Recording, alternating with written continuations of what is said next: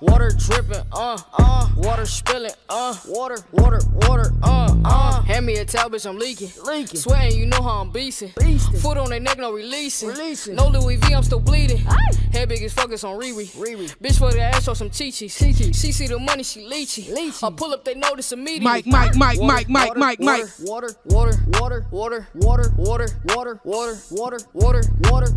water, I break their neck, make it turn. Hot nigga, first degree burn. These niggas, they clock what you earn.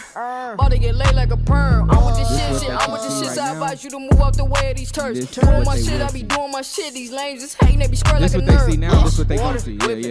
Yeah. Charging bitches, boss decisions, ragu spilling, she want the wood like a tiger. This is my life, I'm no If you tuning in, please make sure you send this to 35 people. Work. Here we go. Work. 1, 2, 3, go. Water. Today is Work Wednesday. Water. If you don't know, you gotta work. Water whipping.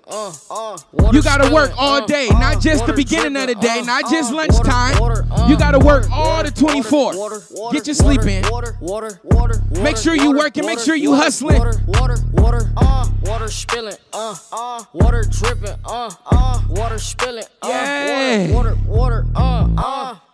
That shit went by super fast. Are you ready? Hey, man, I'm right here. Oh, my God. Y'all got to excuse my loud-ass air conditioner. I don't know where that squeaking came from. But y'all know what's the deal.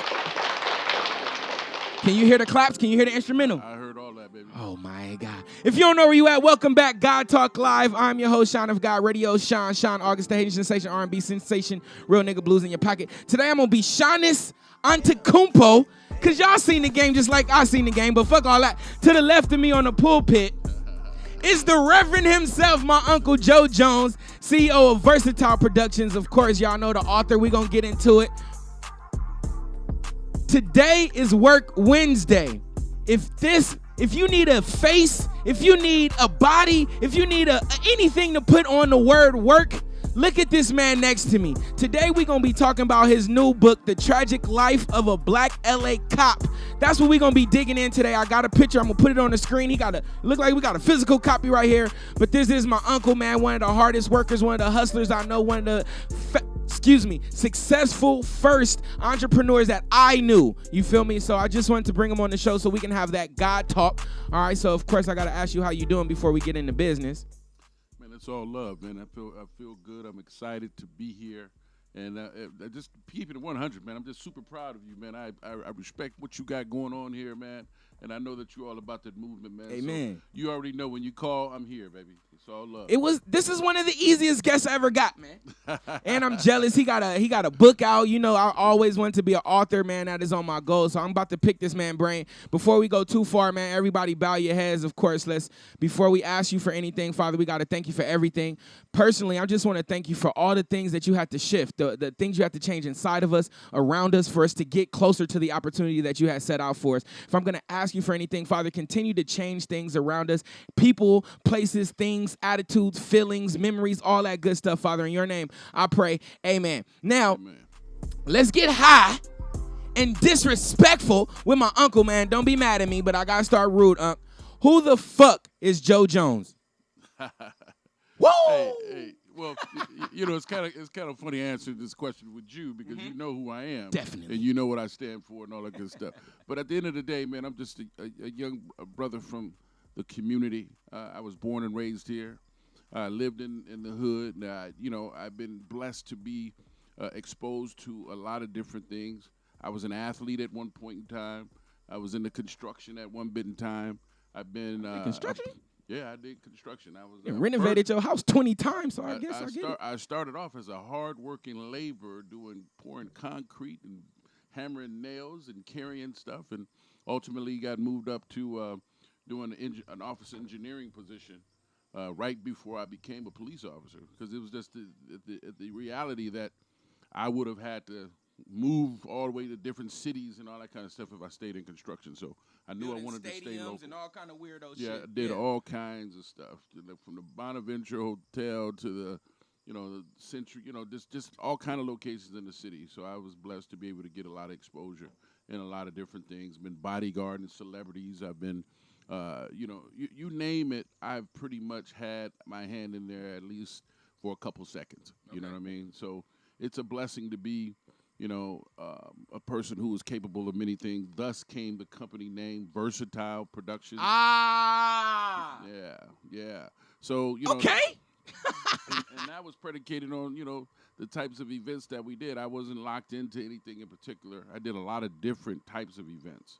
I did from events and parties to concerts to 3-on-3 basketball tournaments to we need to bring that back, by the way, because I'm live nice. shows to, just a lot of different things that we did. It was just a matter of what I could conceive in my mind, and I made it happen.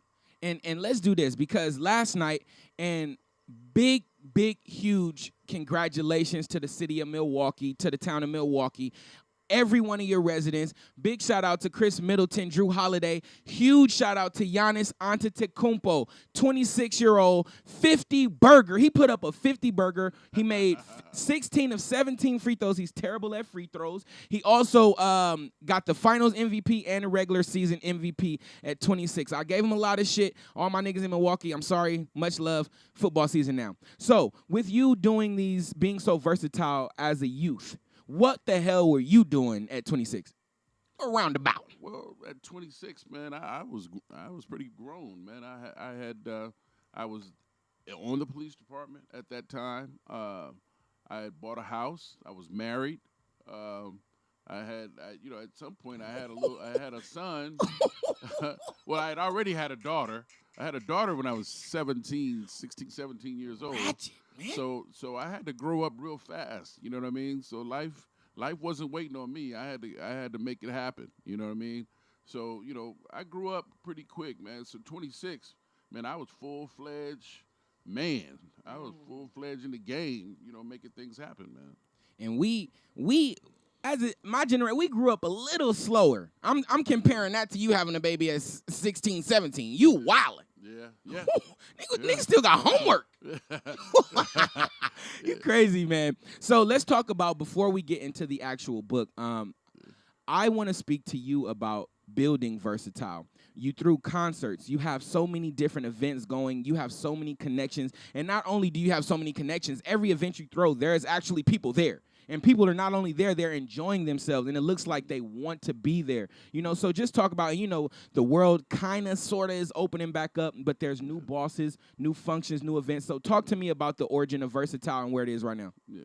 Well, like I said, Versatile Productions was conceived off of, a natural migration of having a passion to have people have a good time and, just utilizing, like I said, my mind that was very broad in terms of, thoughts and being creative. Like I said, I had a 3-on-3 tournament in the Inland Empire, probably, 35 years ago. You know what I mean?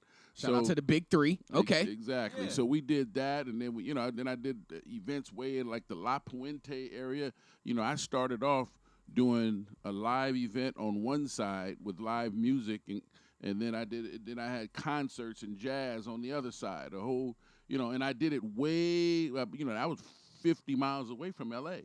So here it is. I'm doing big events way away from the city, and then I'm like struggling to make them happen. Then I realized, you know what? Why don't I just do the events by the house? You know what I mean? Thank you. And then once I started doing things closer to the house, man, and just really, really digging in, and the work ethic that I had, and the blessing that I had of having so many people that rocked with me regardless, you know what I mean? So everything just kind of came together, man, and I had a scheme and a plan, and God willing, it all worked out, and it's still working out if I decided that's what I want to do. And I like what you said. You said, I'm using my ideas. Yeah. They say you either use your brain or your back. One of the two. One of the two you got to use. And another thing that I want to praise you for, and also you probably didn't even know that I was watching you like a hawk, but the way you renovated your spot, the way you brought the business to the community, like Nip said, all money in, you were the definition of all money in, i.e., here we have you on God Talk right now in the studio. So let's talk about the sacrifices that come along with you actually using your own dime, your own ideas, your own spaces. Talk about the ups and downs about that. Yeah. Well, I mean, the reality is that, once again, I came from construction work.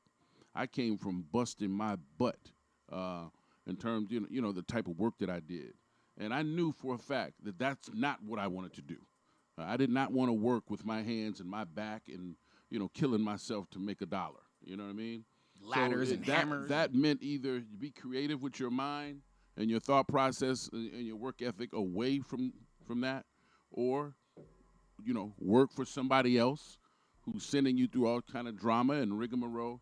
And at the end of the day, it was just a choice that I had to make. That I made to say, you know what, the blessing is versatility. The blessing is options, having options in life. And I wanted to be able to make money while I was asleep. I wanted to be able to make money, in everything that I did. I felt like, hey, people kind of looked at me like I was kind of a popular guy. But okay, well, if you think I'm popular, show up here and bring $10 or $20 with you, and it's all good. We'll all be popular in the same spot and have a great time. You know what I mean? So it was just conceived of, just being a businessman, just being a guy who, once again, didn't want to work for corporate America, and absolutely didn't want to walk around here having to ask people for stuff. You have, not only have you thrown events in the community, I don't know how you've made success always having your events affordable.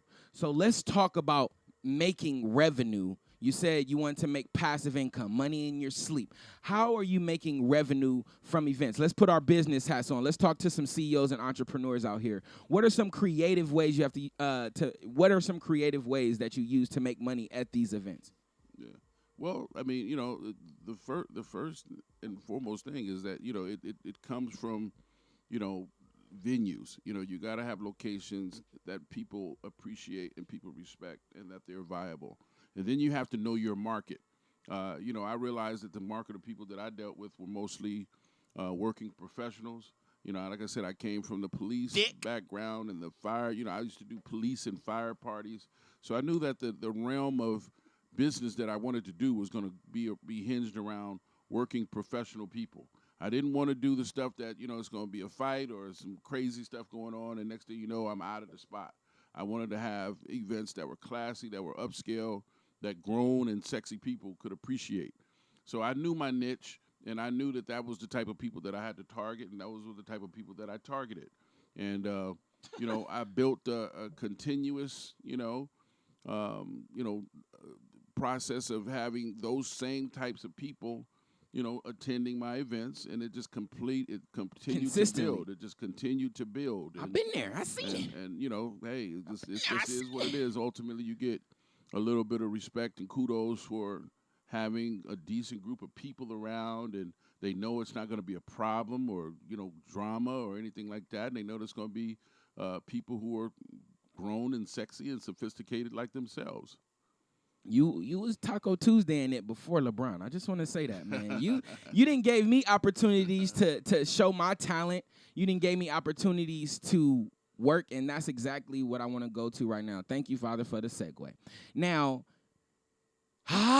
this feels great. This feels amazing right now. All right, so speaking of versatile, and there's a few things I want to unpack here, and then we'll go to break after this. Now, I just want all this to come out right. So years back, shout out to K Smooth, who's working right now. Shout out to Work Wednesday and everybody that's going to work after this. Now, shout out to Inglewood Forum.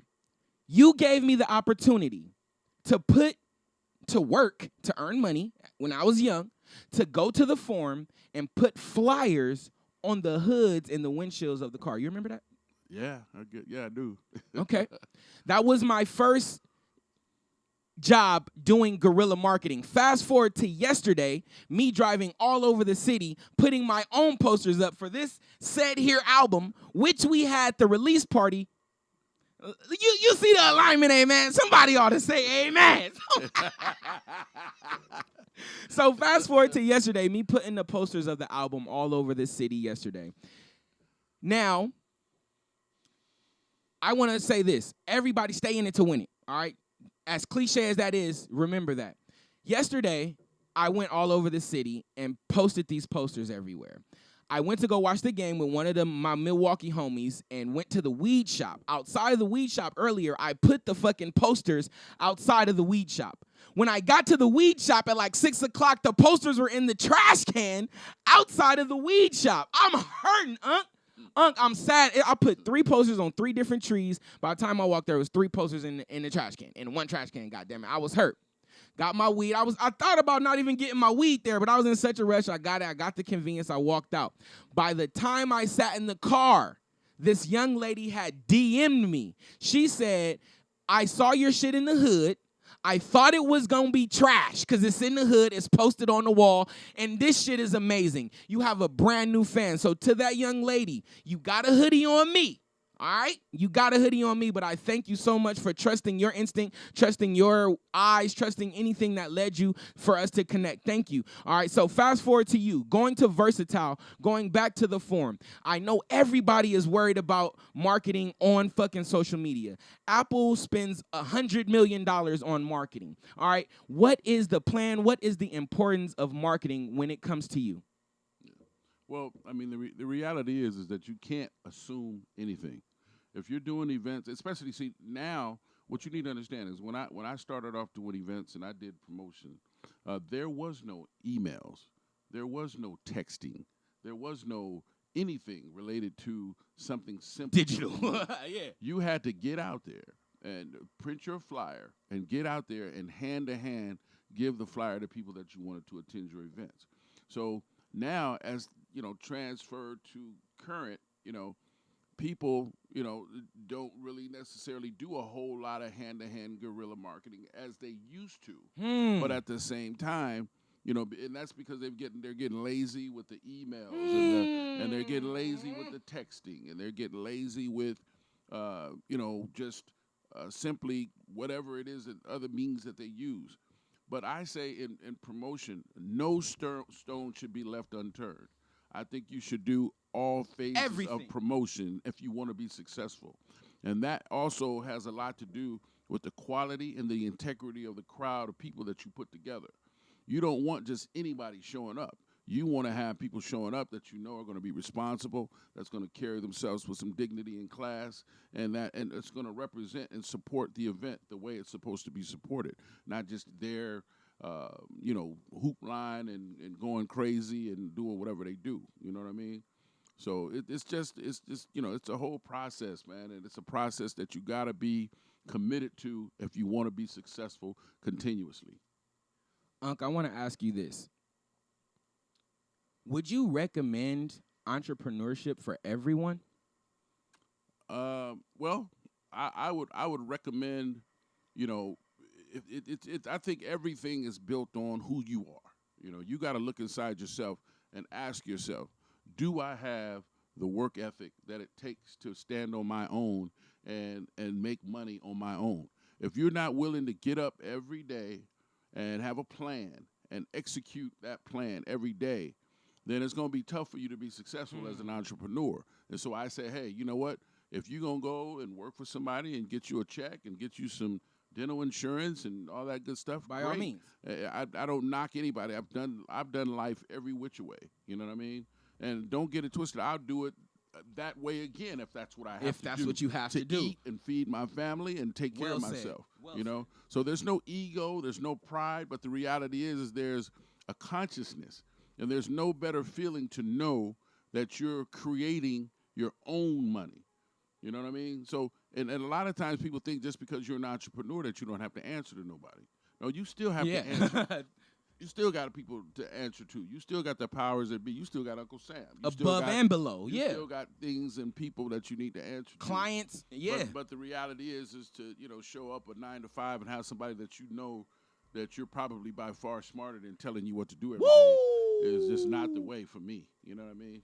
And I'm not the most punctual nigga. Sometimes God Talk start at 9, sometimes it start at 9:24. But outside of that, I also don't want to skip the importance of marketing. Like, yeah, people get mad at the quality of rappers, or they get mad at the quality of product that continues to get pushed. Yeah. But the fact is, people are prioritizing marketing. Oftentimes, they'll just have a white cup. But if this white cup is shot in 4K and you got the lights on it and you got a little background light and you got a little something, and not only is the scene and the lighting good, but you continue to show that same white cup every day and every day, I guarantee you more and more people is going to start drinking white cups. It's a system, but we have to understand the balance between marketing and manipulation. We have to make sure we're balancing marketing and a great product. We don't want to market something that's going to be ultimately detrimental for our community, our culture. But if you are an entrepreneur, if you are at 9 to 5, today is fucking Work Wednesday. Yo ass better be working. I see y'all in the chat room. Savage, what's the deal? Damo, what's the deal? Chubbs, what's the deal? We about to go to break. We got the Reverend Uncle Joe Jones in this motherfucker. The author. I got a picture we about to put up. We got the author of The Tragic Life of a black LA cop. We'll be right back. We going to break. We coming right back, man. I'll see y'all in a second. It's Mr. with the Believe in Yourself It's Action. His real name is Myas Asgia, was shot and killed. The 33-year-old was shot outside his clothing shop called Marathon that he opened back in 2017. About an hour before the shooting, Nipsey tweeted something about Shit been crazy since Snip died. Feel like I'm watching Passion of the Christ. Martin Malcolm was 39. I'm in my prime, I'm still in my prime. I see y'all in the chat room. Feel free to call in 424-234-9416. First caller, get a hoodie, a hat, whatever you want. You can choose. You want a hoodie? Say a hoodie. You want a hat? You get a hat. Call in 424-234-9416. In the perception, I should get rapping back. I chisel that like a commandment. Y'all praise a golden calf. Tap the curb, break the calf, just to get you back on path. Sitting with this burning bush, pray I get a message from Dad. Stuck in this grind, I'm stuck in this grind. I can't save if you ain't mine. Harden with the step back when you get defensive. I know that you guilty when you start acting sensitive. Claw with the comeback, ball with the Clippers. I love you all, y'all can see me ball from a distance. Way too many shitty niggas, not enough Nipseys. Still gotta watch who I involve in my business. Nipsey has released multiple Stuck in this grind. over the past decade. Body, soul, mind. Hard cutting ties with the niggas I grew up with. Or getting rid of dimes that I knew when I bust quick. Heavy on the spine, had to make the adjustment. Call myself a god and they still calling me Justin. It was also very Stuck in this grind, I'm stuck in this grind. He was telling us that. Get top dog on the line talking 10,000 albums, 3 independent albums. These niggas gon' sign reason. Somebody gotta go speak on this. This revenge of the sleepers won't even come through my speakers. How this nigga get bars from a city we buy sneakers? Didn't hop in a 360 deal, told the label to keep it. Had to follow my heart, plus look what they did to Seagull. Pussy niggas in your top 5, you should put Cardi B in. Since they can earn me, it's everybody acting to reach me in. Stuck in this grind. Stuck in this grind. Stuck in this grind. Damn. Stuck in the grind, I'm stuck in the mud. Don't know if it's a dream or a drug. Keep a lot of women around trying to replace your love, but the truth is nothing compares to a mother's hug. I keep my little Buddha on trying to replace my luck. Told Ray, set my line when they land, I'll pick it up. I can never wife a bitch that one of my homies fuck, but on the low I know some homies and that's all they ever want. On the line with any one of my exes, but they pull up. I'm the one that got away, whoever's next up is stuck with this mess that I made. Intellectual training, the sex that I gave, I cannot be replaced. I gave her guidance, gave a new life, but she still upset with me, I didn't make her my wife. Solo shine till I figure it's I see y'all in the comments. Until it's time, guess I'm stuck in the grind. Solo shine till I figure it's time, dog. I pull up by myself. I go to the club where people all be all nervous and shit. I gotta stay in the house for a while. I got some shit to do. We got an album coming out. Can you please help me with August Fest? It's just a block party from here to here. But I want to have all them things on this list. August 14th. It's a Saturday. It's gonna be so nice. But I know who to fucking call when I need help. Hey, man, if you don't know where you at, welcome back, God Talk Live. I'm your host, Giannis Antetokounmpo, nigga. I'm 26 years old, and I scored 50 points last night in dominating fashion. The nigga dunked on 3 people. To my left on the pulpit is my uncle, man, Reverend Joe Jones. Nigga had me putting flyers on cars. This nigga putting like, no, nigga, you gonna learn, nigga. Shout out to my uncle, man. And of course, y'all know he the CEO of Versatile Productions. Y'all know he done been bodyguarding for all kind of celebrities. Are you okay with talking about that? Hey, man, I feel so, because I know you. So I feel like I'm name dropping type shit. It's Like, my story, dog. It's all good. That's why I'm here. all right, man. One thing we did leave out, of course, we all daddies. We all some daddies around here. He said he was recklessly raw dogging at 16, 17. He's a legend. He's successful. All his children are healthy. So let's talk about that. Before we go into your authorhood, just give me a quick take on fatherhood, man. Yeah. Well, it was a hell of a responsibility. That first one was with my daughter. I had my daughter. I was 17 years old, man, scared to death. Out here. Like what the hell have I done? You know what I mean? But at the end of the day, you know what I'm saying? I stayed the course. When I had 50 cents, I gave my daughter a quarter. You know what I mean? Respect. And I stayed responsible. I stayed on point. I maintained the relationship with my daughter and did what I had to do. It wasn't about the mother. It wasn't about all that. It was about being a man and maintaining my responsibility to take care of my seed, my child that I birthed. And then, ultimately I get married and, later on in life, and I have 2 more sons. And, I guess you guys know one of them. It's Casey Veggies, artist. My other son is an absolute blessing, too. How the fuck this nigga lose so much weight so fast? College graduate, he was Shout out Corey, nigga. You wow, Corey. Corey Chill working out, man. Corey working out every day, man. He's my inspiration. Like I said, both of my kids, man, they're all, responsible, self-actualized people who have their own mind and they're confident. And that's all I can ask. You know what I'm saying? I mean, at the end of the day, we think people are supposed to be perfect. Man, nobody's perfect. You know what I mean? Amen.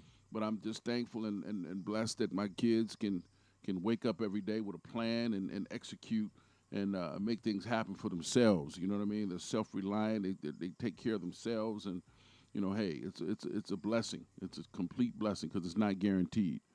You know what's crazy? I think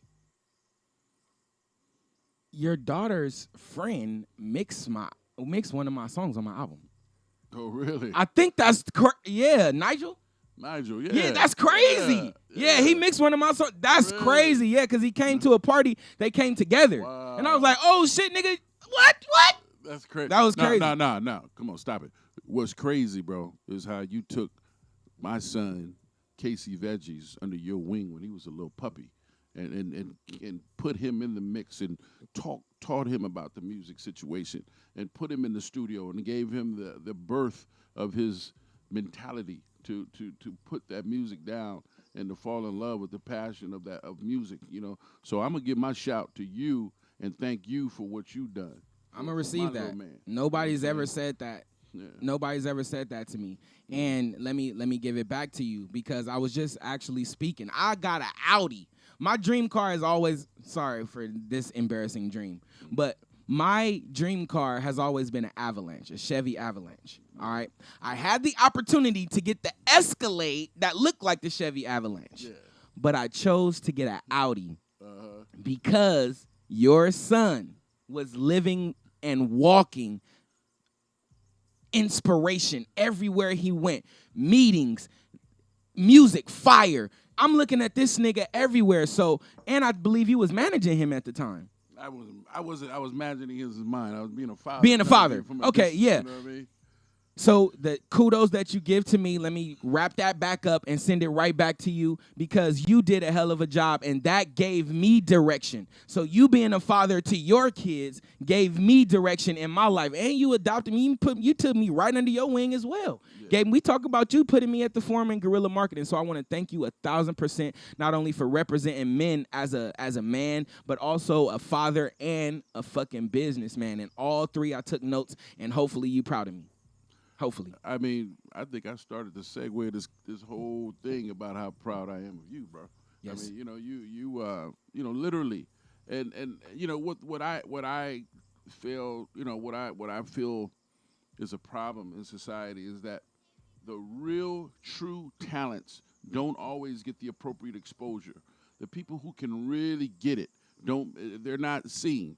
I think you're by far one of the most talented people in LA. Wow. I mean, as far as a rapper and a singer, and your lyrical content and your delivery and the way you have an affinity for this music situation, I think you're special. You know what I'm saying?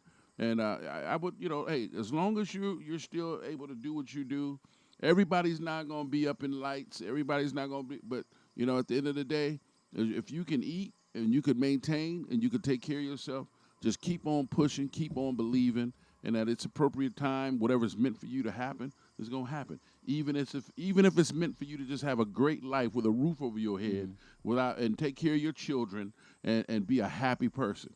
And that's a blessing right there in itself. It is, and it's worth celebrating. It's worth being grateful for. Exactly. And one of the things that we continue to speak about on God Talk is right now the climate and the ability to make your own dreams happen. Yeah. You know, yeah. I'm going to have to turn that fucking AC off. That shit is getting ratchet. All right. Damn.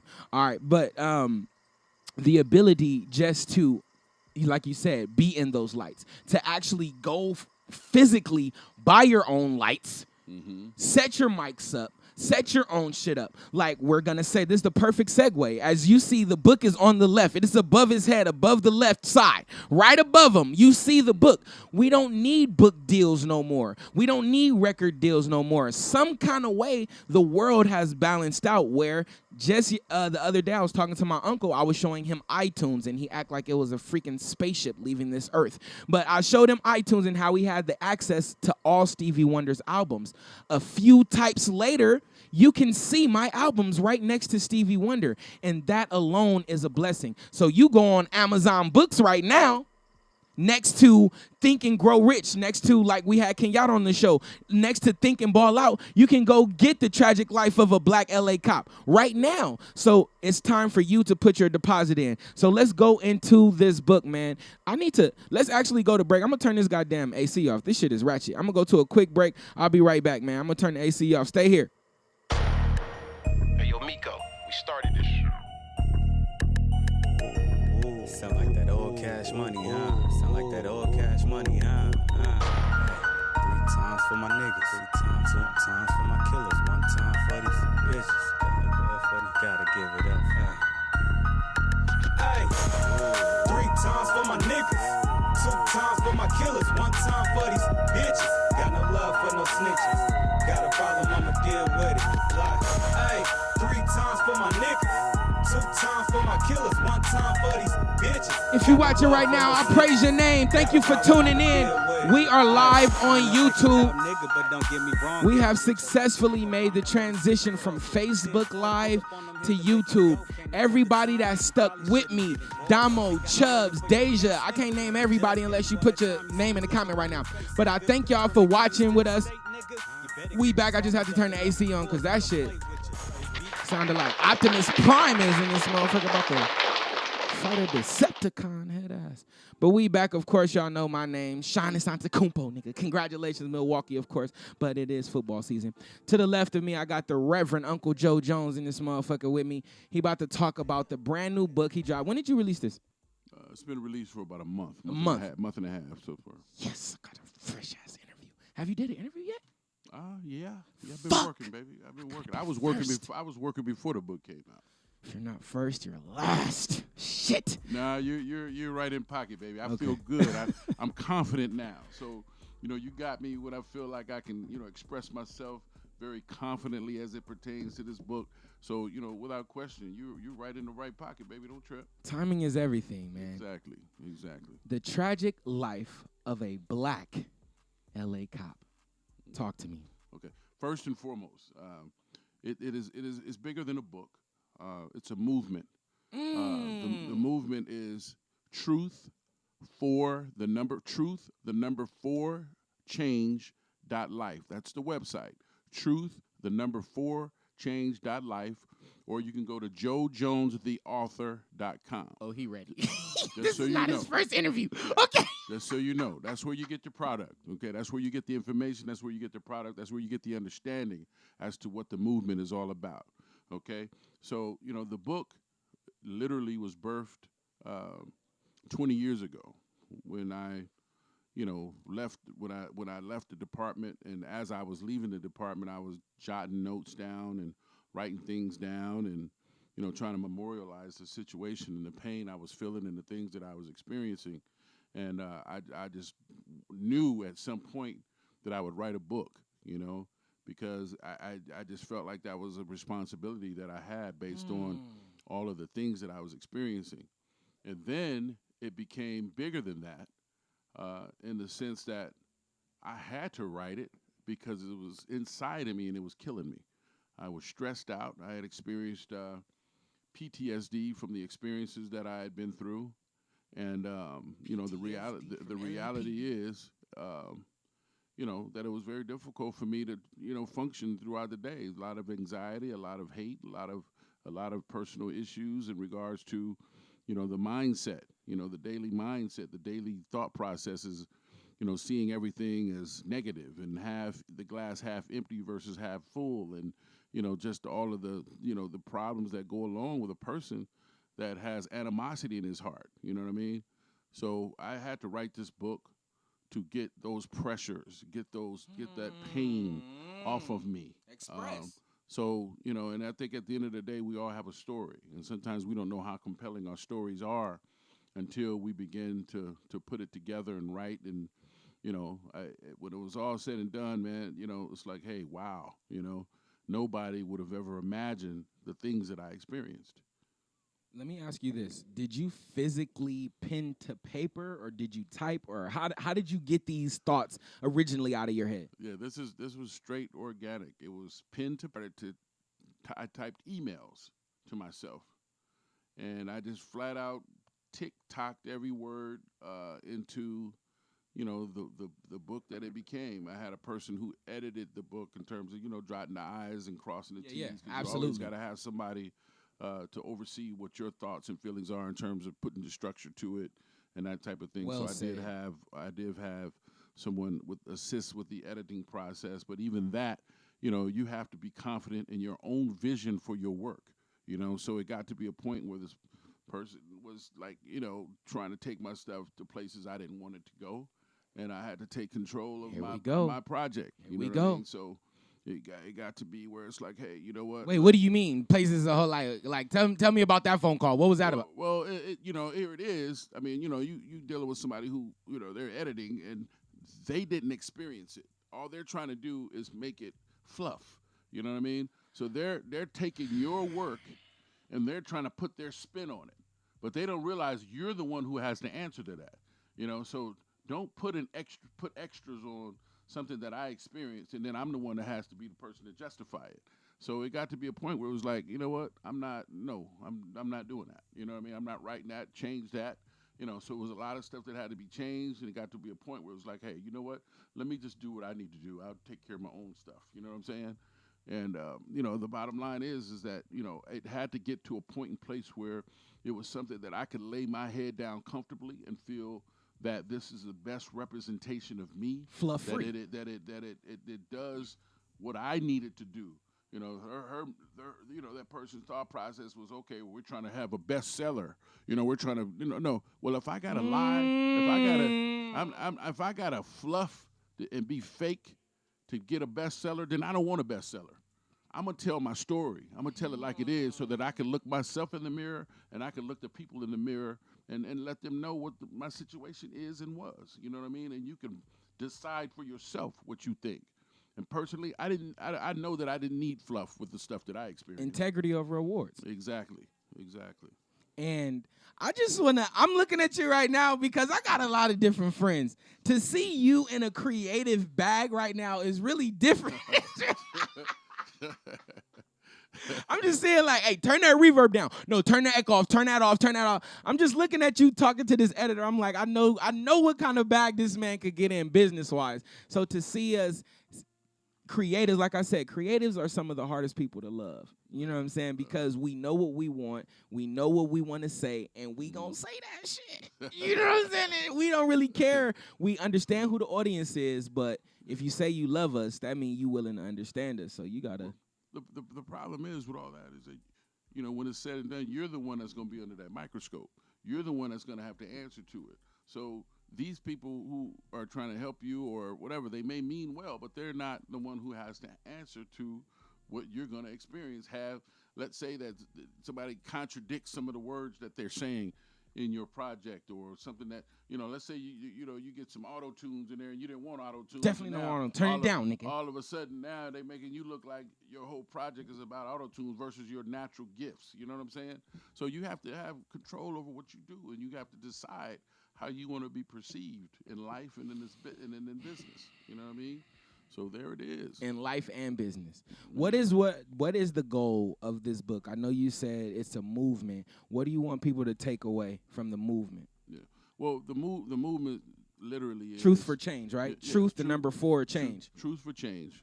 and the first and foremost concept in a general overall sense is that, you know, we all breathe. You know what I'm saying? You know, everybody's got to breathe. You know, we're not going to have a world where one particular group is perceived as better or gets, you know, more or better opportunities and better perks than the other. It should be fair across the board, first and foremost. You know, and then, you know, the reality is that, what was I going to say? What was I going to say, man? You took the words right out of my mouth, man. I appreciate that. But anyway, you know, there's so many injustices occur that at some point you got to get to the reality that communication and us talking and at least sharing our thoughts back and forth is going to be the way to fix things. Back 20 years later, to write a book, to just simply, I mean, you know, of course, I wanted to get it off my chest, but at the same time, the thought process came along with it that, you know, I wanted to, you know, make a difference. I want things to be different. I have parts on my website where I'm trying to teach people how to deal with an encounter from, let's say, a hostile police officer. I'm trying to teach people how to, you know, to communicate.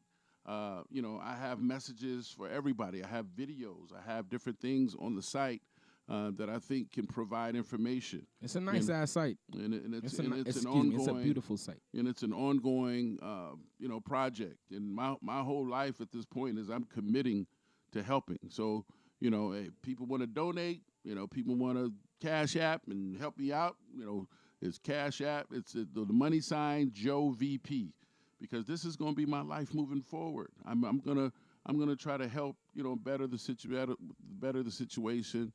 And get, you know, the lines of communication better between the people in the streets and community and the people on the inside. Because I've been blessed and fortunate to be on both sides of it, and I care about. I don't want the police to be at a disadvantage, because let's face it, if somebody comes and robs your house or somebody is trying to hurt you, who you gonna call?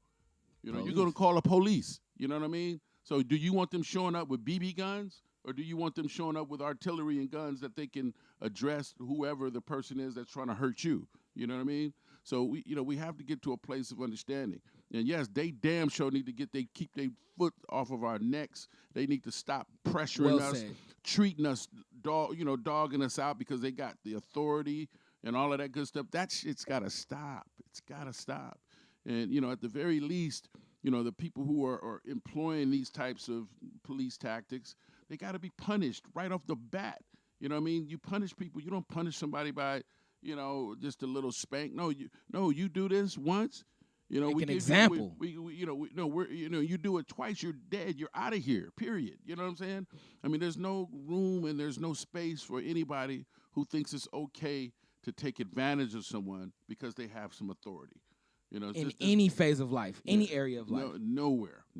It's just not happening. So, you know, at the end of the day, I mean, you know, like I said, that's what I'm advocating. You know, I'm advocating for my people. Don't run from the police, man.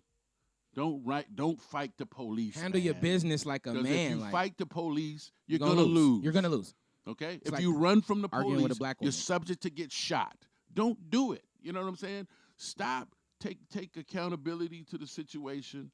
You know, go do whatever it is that, whatever you're going to, because they're going to make you do it anyway. So just go with the flow. And then when you get your time and opportunity to state your case in regards to what it is, then you state your case. But at the end of the day, you can't, be talking crazy and going off and expect a good result from that. It's just not going to happen good for you, no matter who you are, for me or anybody else. I'm itching. Hold on. I'm itching. Wait. All right. All right. Yes or no question, then I'm going to move on.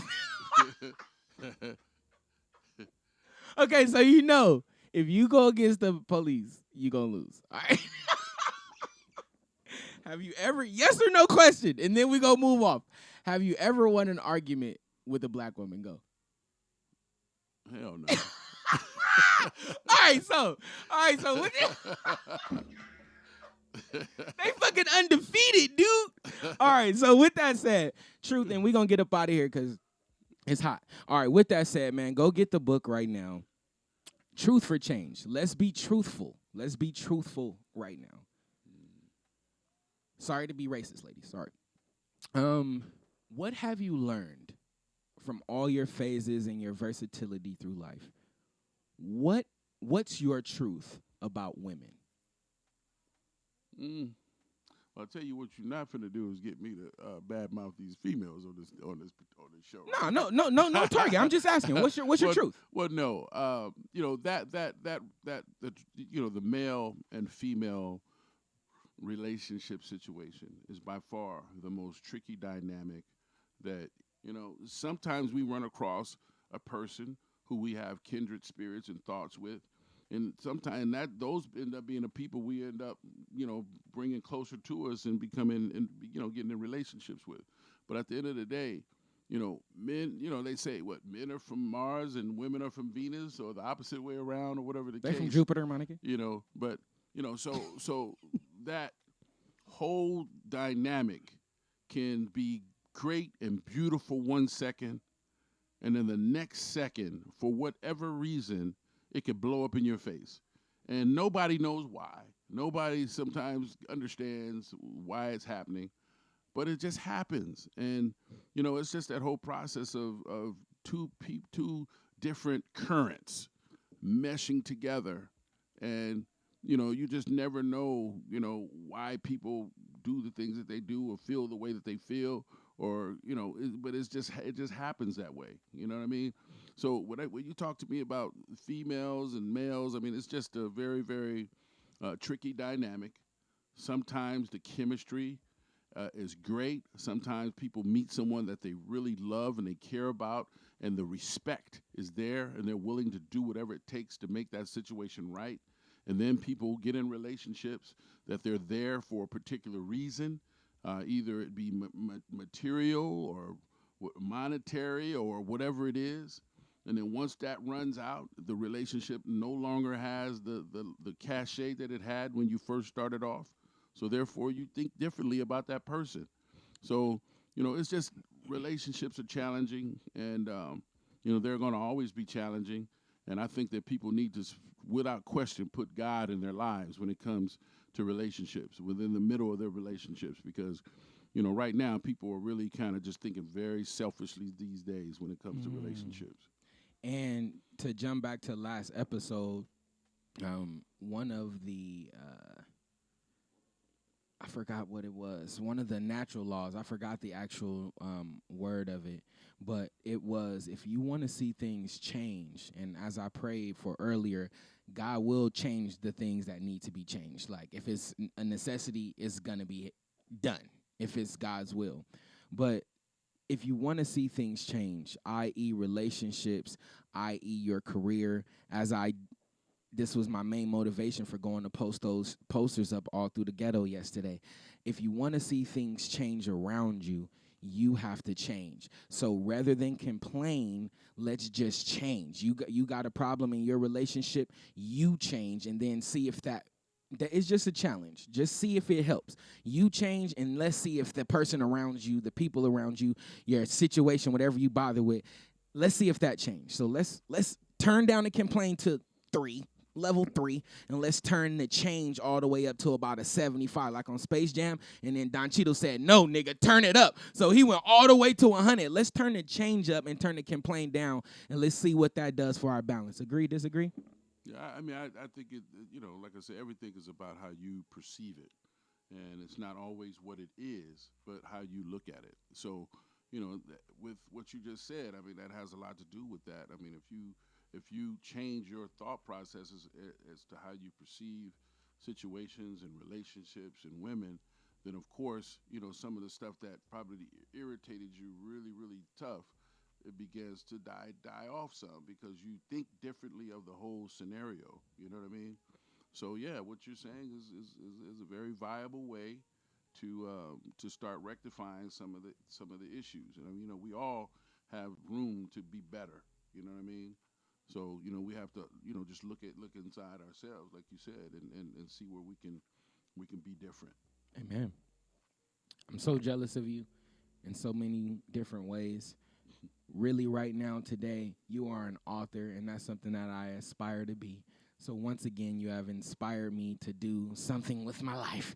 You gave me direction. I thank you for coming today, being on time, being a man of your word, preaching, giving me some shit to fucking do with my, God damn. All right, man. Monday, Wednesday, Friday, we on YouTube Live, truthforchange.org, right? No, truth, the number 4, change.life, LIFE, and then you can also go to joejonestheauthor.com. How you get .life? That's something different, baby. There's a different process. That's what came up. That's what we rocked with. Life is Truth what it's all for change. about. It's all about life, right? It's all about life, right? Get out of here, man. So there it is. .life, baby. We out of here, man. God Talk Live. I hope you took something away. I'll see y'all later. Shout out to Ship Talk. We'll be waiting for Ship Talk. We'll be waiting for Millennial Mindset Podcast. We'll be waiting for Smart Degenerates, man. I love y'all. God love you. There's nothing you could do about it. See y'all Friday.